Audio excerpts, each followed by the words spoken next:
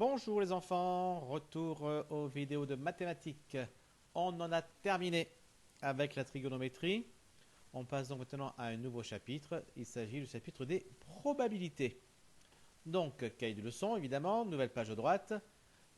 Probabilité. Je n'ai pas marqué le numéro du chapitre, que je n'ai pas cherché à combien on en était.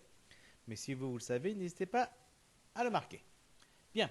Alors tout d'abord, des petits rappels, parce qu'en général, vous savez déjà faire un peu tout ça. Ce qu'on va faire aujourd'hui, c'est pas très compliqué, du moins la première partie. Une expérience aléatoire. Qu'est-ce que c'est qu'une expérience aléatoire? Ça, vous devez déjà un peu savoir, parce que vous en avez sans doute déjà entendu parler l'an passé, par exemple. Alors, qu'est-ce que c'est? Allez, mettez en pause et essayez de réfléchir un petit peu, de vous rappeler ce qu'est une expérience aléatoire. Bien, tout le monde est revenu. On passe donc à quelques exemples et puis une définition un peu plus complète de l'expérience aléatoire. Regardez, lorsque vous lancez une pièce de monnaie et vous regardez sur quoi ça tombe, c'est une expérience aléatoire. Lorsque vous lancez un dé à 6 faces, ou à 8 faces, ou à 15 faces, c'est pareil, hein, et vous regardez sur quoi on tombe, c'est aussi une expérience aléatoire. Quand vous faites tourner une roue avec des couleurs dessus, et vous regardez sur quelle couleur on tombe. Ça aussi, c'est une expérience aléatoire. Pourquoi? Pourquoi est-elle aléatoire? Parce que tout simplement, elle a plusieurs résultats possibles. On appelle ça des issues. Alors, c'est pile ou face dans la pièce de monnaie. C'est 1, 2, 3, 4, 5, 6 sur le dé à 6 faces. C'est rouge, vert, bleu, jaune, etc. sur la roue marquée. Et surtout, on ne peut pas prévoir le résultat à l'avance. Quand on lance le dé, ben on ne sait pas si c'est le 1, le 2, le 3, le 4, le 5 ou le 6 qui va sortir. Voilà ce qui en fait une expérience aléatoire. D'accord? Voilà, donc c'était pour bien rappeler les petites notions de quatrième sur l'expérience aléatoire. Les issues, vous vous rappelez les issues, ce que c'est? Ce sont les résultats possibles, les possibilités. Voilà, si dans le pile ou face, les issues sont pile et face. Voilà, il y a deux issues possibles. Dans le dé à 6 faces, il y a 6 issues possibles, le 1, le 2, le 3, le 4, le 5, le 6. Dans la roue marquée, de couleurs, les issues sont les différentes couleurs qu'il y a. D'accord? Peut-être rouge, vert, bleu, orange. Là, on ne sait pas ce que tout le monde peut choisir la roue qu'il veut. D'accord? C'est clair pour tout le monde? Bien. Alors, première étape, nous allons réaliser nous-mêmes une expérience aléatoire. Pour cela, nous allons tout simplement lancer un dé. Donc, vous cherchez chez vous un dé et vous le lancez. Vous trouvez un nombre, 1, 2, 3, vous le notez. Mais les probabilités n'ont pas trop d'intérêt en fait si on lance une chose une seule fois. Parce que pour certains vont trouver un 6, d'autres vont trouver un 2, etc. Non, là, ce qu'on va étudier ici, c'est ce qui se passe lorsqu'on lance beaucoup de fois le dé. Donc, par exemple, vous allez prendre votre dé et vous allez remplir ce tableau. Alors, c'est quoi ce tableau? C'est vous lancez le dé 100 fois. À chaque fois, vous notez le résultat et ensuite, vous remplissez le tableau avec vos résultats à vous. Si le 6 il est sorti 40 fois, vous marquez ici 40. Si le 4 il est sorti 2 fois, vous marquez ici 2. D'accord? Tout simplement. Alors, je vous laisse mettre en pause. Un bon moment apparemment, parce que il va quand même lancer le dé 100 fois. Et vous remplissez ceci. Donc, vous avez vu ici le mot mathématique, le mot effectif. Le mot effectif, c'est le nombre de fois où cette face est sortie, où cette issue est sortie. C'est l'effectif de cette issue. D'accord? Allez, on met en pause, remplissez ce tableau et on revient après. Bon, ça a été long. Ça a été long évidemment, parce qu'il fallait remplir, il fallait quand même lancer 100 fois, il fallait noter pour ne pas les oublier, ou alors au moins cocher sur quelque part le nombre de 1, le nombre de 2, le nombre de 3 où on en était. C'était long. Maintenant, ce qu'il faudrait faire, parce que c'était long, mais sans tirage, c'est pas beaucoup en fait. Donc quand on travaille en probabilité, sans tirage, c'est même assez peu. Ce qu'il faudrait faire, c'est récupérer tous vos tableaux. Donc, je sais pas, 27, 28, 29, 30 élèves dans la classe, à peu près. Donc, tous vos tableaux. Allez, on va dire que vous êtes 30 dans la classe. Donc ce qui ferait 30 tableaux, donc ce qui ferait donc 3000 tirages. Là, on commence à avoir des choses intéressantes. Là, on commence à avoir des choses qui ressemblent à quelque chose. Alors, comment va-t-on faire pour faire ces 3000 tirages? Parce que je ne peux pas récupérer vos 30 tableaux. Je ne vais pas non plus vous demander de faire chacun 3000 tirages. Ce serait un peu fou de ma part. Quoique. Alors, on va utiliser le tableur. Regardez. Le tableur, ici, on va faire des tirages du numéro 1 jusqu'au numéro 3000, puisqu'on va faire 3000 tirages. Et à chaque fois, on va noter ce que va sortir le dé. Alors pour l'instant, on va déjà ici écrire de 1 jusqu'à 3000. 1, 2, ça va faire long. Heureusement, le tableur, il n'est pas, pas très bête. Si je sélectionne le 1 et le 2 avec la touche CTRL lorsque j'appuie sur le 2, d'accord, j'appuie sur la case où il y a le 1, donc la case A2, puis avec la touche CTRL, j'appuie sur la touche A3, là où il y a le 2, et si je descends ici, vous voyez la souris, je me mets ici sur le petit truc noir qu'il y a, je clique et je descends, regardez, je vais lâcher à partir de 14, il a compris, vu que j'avais pris 1 et 2, il a compris que je voulais aller de 1 en 1. D'accord? Alors puisqu'il a compris, on va en profiter. On va refaire ça.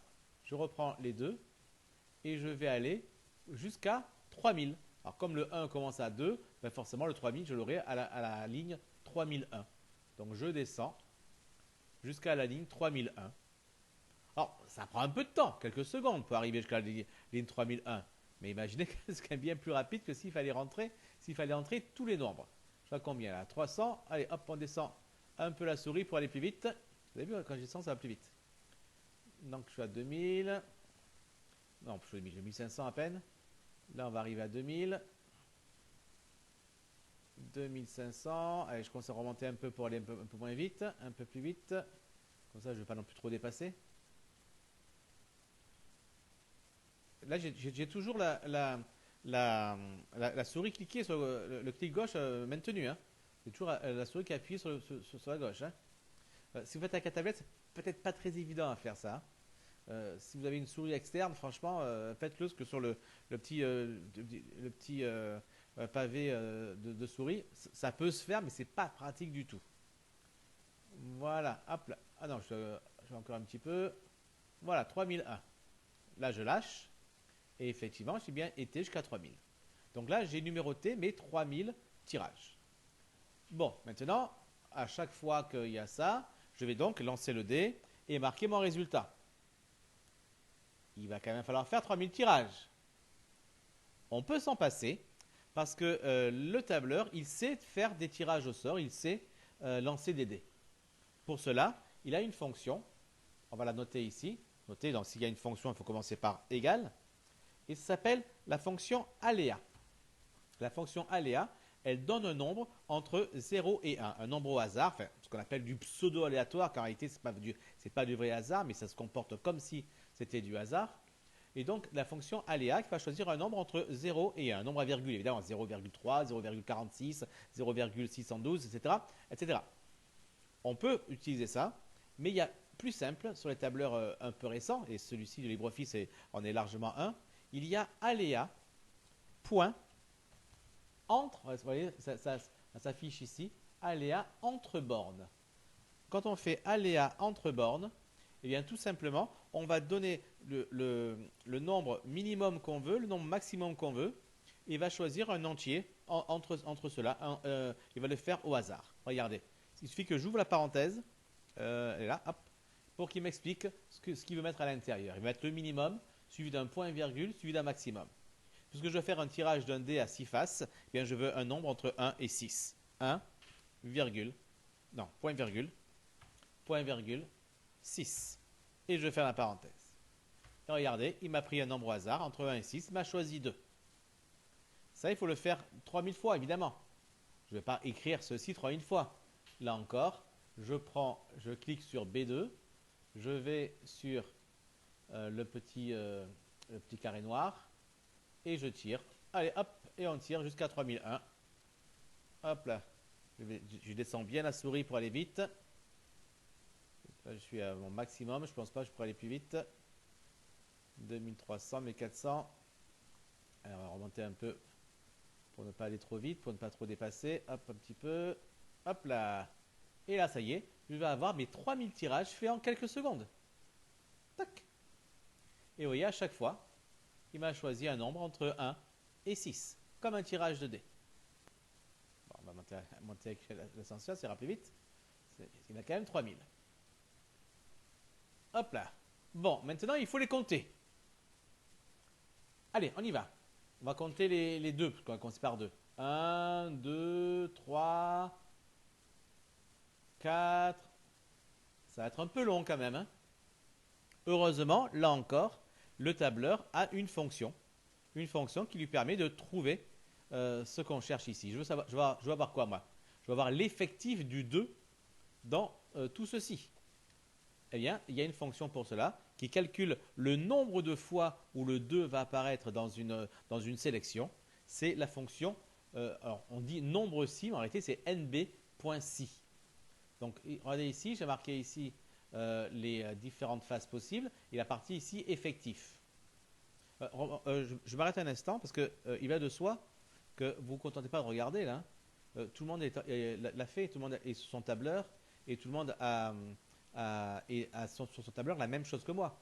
Enfin, évidemment, vous n'avez pas les mêmes nombres que moi ici à la sortie parce que c'est pris au hasard, mais tout le monde est déjà arrivé là.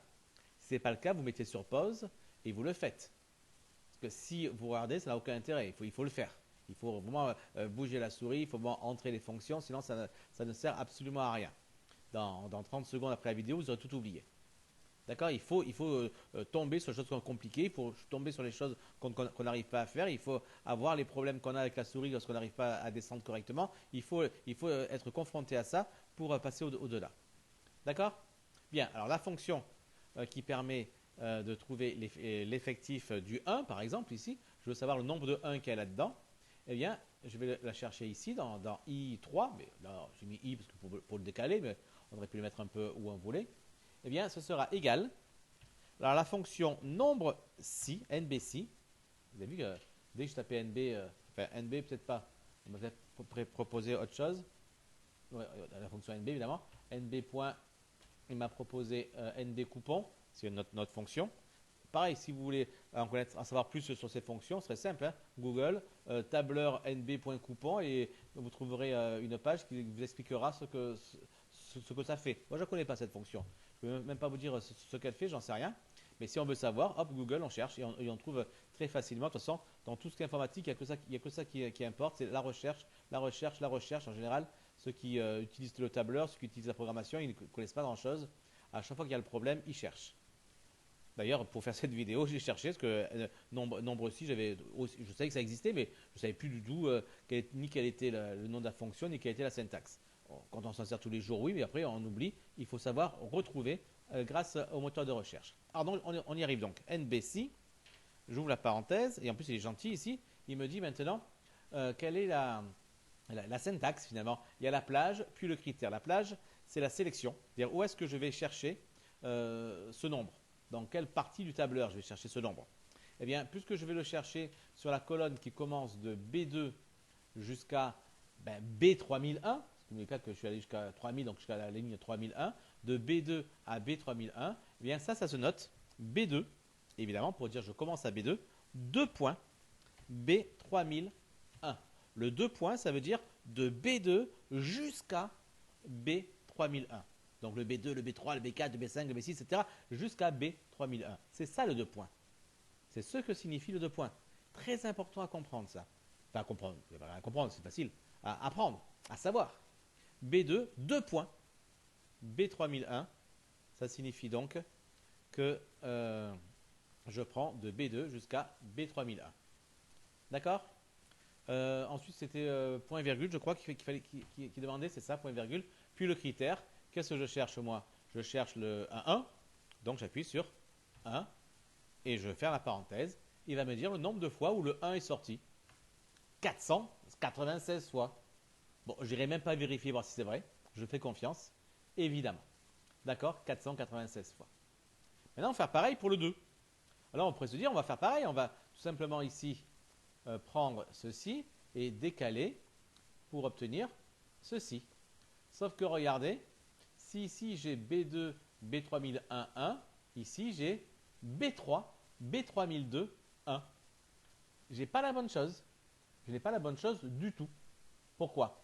Parce que dans le tableur, quand vous lui dites B2, B3001, qu'est-ce qu'il dit? Il dit je suis en I, on cherche du B.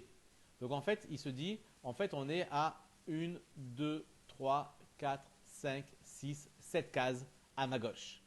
C'est ça qui se rappelle, lui. 7 cases à ma gauche. Et puisque c'est B2, donc c'est aussi une ligne au-dessus. Donc le B2 pour lui, ce n'est pas vraiment B2. Il comprend que c'est 7 cases à sa gauche et une ligne au-dessus. Eh bien, quand on copie ici, j'arrive ici, mais il continue à se dire la même chose.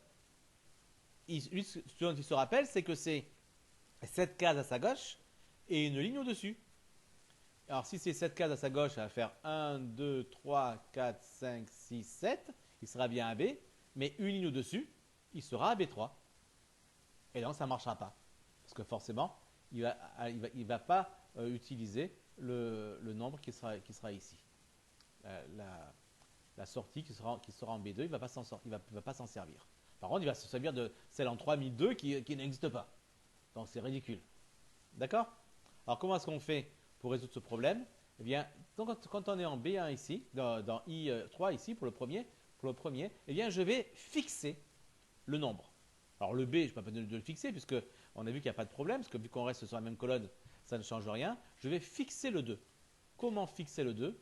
Eh bien, avant le 2, je mets $1. Et je vais fixer le 3001. Comment je fixe le 3001? En mettant $1. Donc, B2, B3001, mais j'ai fixé le 2 et j'ai fixé le 3001. Ainsi, maintenant, lorsque je vais faire la descente, ici, tac, qu'est-ce que je vois? Ben, j'ai toujours B2 et toujours B3001. Parce que là, il ne se dit pas, je suis une case au-dessus. Non, il se dit, ah oui, il veut vraiment la ligne 2. Ah ben, je garde la ligne 2, parce que c'est ce qu'il veut. D'accord? Vous comprenez? Vous voyez la différence qu'il y a entre les deux? Donc, quand on a mis on n'a pas mis le dollar au départ, et quand on l'a mis à la suite. Alors, on peut aussi fixer la colonne en mettant aussi un dollar devant le B. Mais là, on n'a pas besoin de le fixer, parce que là, il n'y a pas de problème, on reste toujours à cette colonne sur la gauche. D'accord? Bon, du coup, maintenant que j'ai fait ça, ben, je peux passer et faire tous les 6 directement. À chaque fois, j'aurai bien B2, B3001. Bon, après, il va falloir changer quelque chose quand même, parce que l'effectif là, je cherchais le 1. Ici, évidemment, je ne vais pas chercher le 1, je vais chercher le 2. Alors, je pourrais taper 2 aussi à la place de 1, ou taper 3 ici à la place de 3. Enfin, moi, je me dis peut-être puisque là, j'ai marqué 1, 3, 4, 5, 6, j'aurais peut-être intérêt, à la place de marquer 1 ici, marquer H3. C'est quoi H3? H3, c'est la valeur 1. D'accord? Donc, du coup, il va bien chercher un 1, puisque ce qu'il y a dans H3, c'est 1. Et maintenant, si je descends comme je refais la descente comme ceci, qu'est-ce qui va se passer? Regardez pour le 2. Là, il fait H4. Pourquoi est-ce qu'il fait H4? Parce que justement, je n'ai pas fixé le 3 ce coup-ci. Et ce coup-ci, je ne voulais pas le fixer. Car je voulais dire celui qui est sur la même ligne que moi. Et à chaque fois, donc là, je suis à H5, celui qui a la même ligne que moi, le H6, etc. Donc là, je n'ai pas fixé, je n'ai pas mis de dollar, et heureusement, car là, il ne fallait pas les mettre, il ne fallait pas fixer, il fallait rester je dirais en coordonnées relatives, c'est-à-dire une case à ma gauche, mais sur la même ligne que moi. Et ainsi, il calcule tout. Et du coup, ainsi, en faisant ceci, bien, il a calculé, il a compté plutôt, le nombre de fois où chaque issue est sortie. D'accord?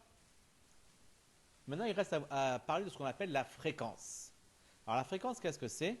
Eh bien, ce sera tout simplement un pourcentage, pas toujours un pourcentage, d'ailleurs, on peut se passer d'un pourcentage, mais souvent on l'écrit en pourcentage.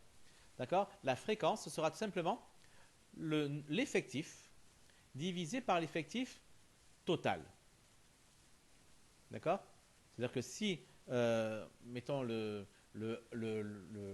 6 il sortait 4 fois, eh ben, la fréquence serait 4 sur, ou divisé, 3000.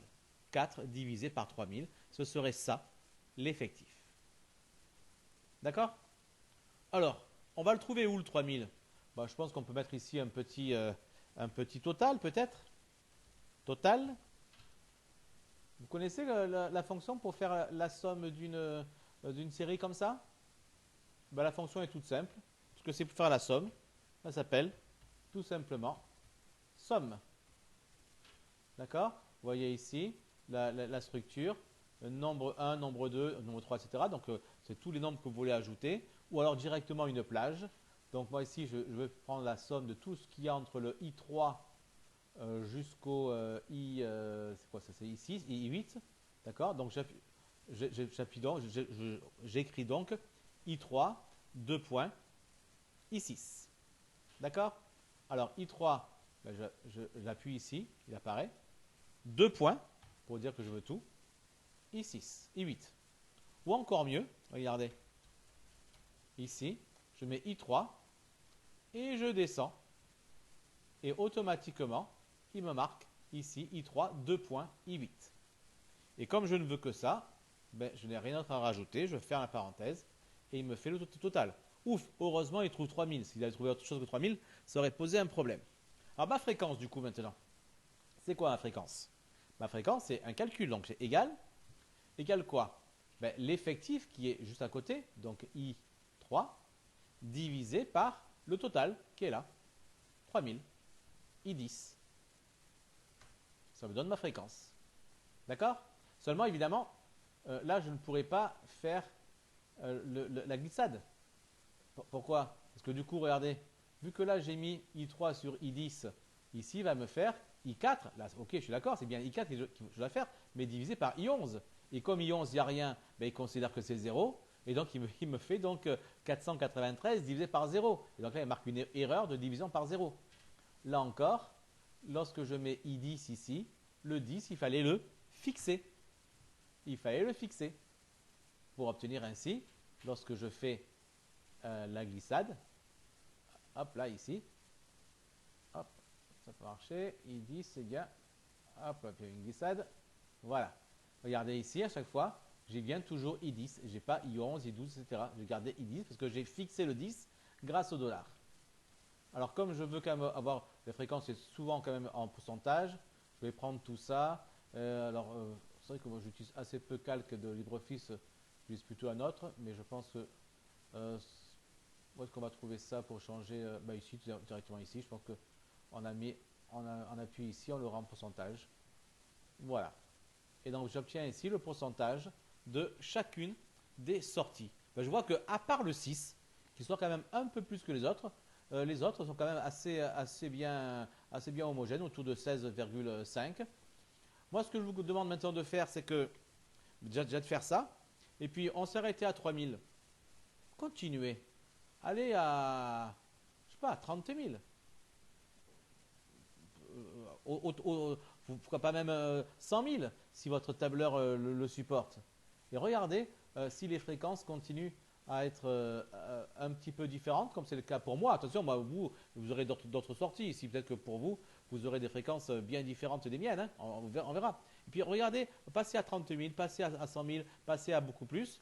Et essayez de voir si, du coup, les fréquences continuent à être parfois assez éloignées ou si elles vont se rapprocher de manière forte.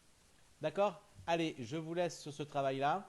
C'est important de travailler sur le tableur. Vous savez que vous avez souvent des questions sur le tableur à votre brevet. Donc, il faut impérativement savoir ce genre de petites choses. Allez, bonne journée, amusez-vous bien. Et puis, on se retrouve la prochaine fois. Bye bye!